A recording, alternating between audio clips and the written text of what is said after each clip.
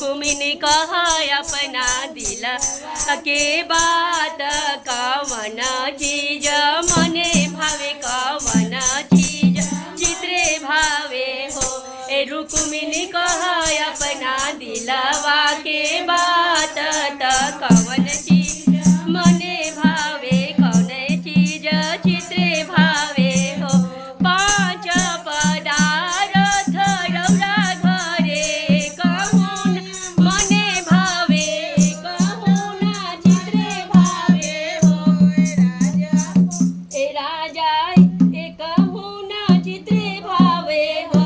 ए राजा छव महीना जब बीते कहब रुचि आपन कहब रुचि आपन छव महीना जब बीते ले नवानिया राइले नवानिया राइले हो।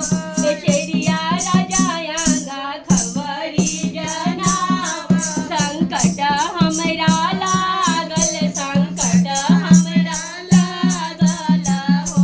राजा चेरिया राजा आंगा खबरी जनाव संकट हमरा लागल संकट हमरा लागल। दसवा खेलत रौरा राजा सरबे गुण आगर सरबे गुण आगर होय। राजा रौरा घरे रनिया बेयाकुल रौरे के चाहेली रौरे के बोलावेली हो। ए राजा रौरा घरे रनिया बेयाकुल रौरे के चाहेली रौरे के चाहेली हो। तसवा लड़वले बिरतारा यवरू बबुरतारा हो।